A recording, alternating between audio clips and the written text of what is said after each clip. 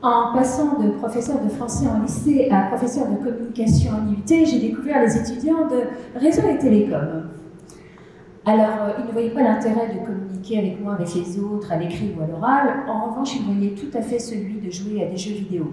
C'est dommage, parce que la communication a été identifiée comme compétence majeure à acquérir au XXIe siècle.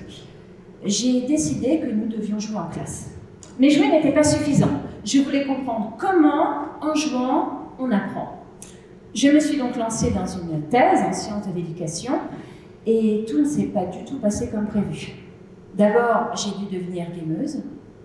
Ensuite, j'ai rencontré la résistance inattendue de mes élèves qui voulaient de vrais cours utiles, comme les dictées. Ensuite, j'avais beaucoup de méthodologie, mais alors pas tellement de savoir-faire. J'ai rapidement compris que mener un projet de thèse, ce n'est pas seulement avoir une idée, c'est démontrer scientifiquement que c'est une bonne idée.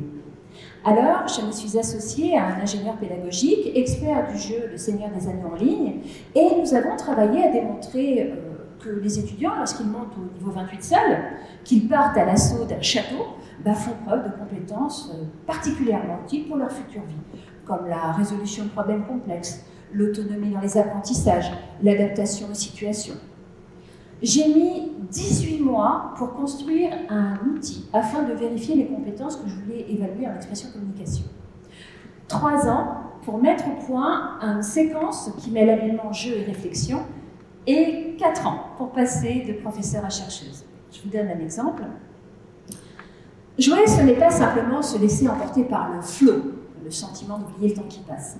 En tant que chercheuse, j'ai régulièrement interrompu ce flow pour obliger mes élèves à réfléchir. Pourquoi avaient-ils choisi d'être un nain plutôt qu'un elfe? Quelle était leur stratégie d'équipe?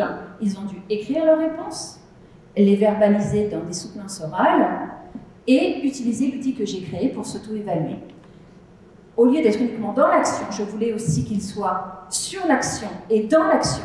Cela s'appelle la réflexivité. Alors, quelle conclusion tirer de tout cela?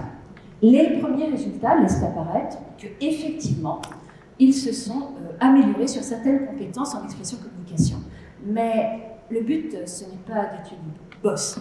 Le but, vous l'avez compris, c'est de comprendre comment des compétences utilisées dans des jeux vidéo peuvent être exploitées et transférées dans d'autres circonstances, dans d'autres disciplines, voire dans la vie professionnelle, parce que jouer, c'est sérieux.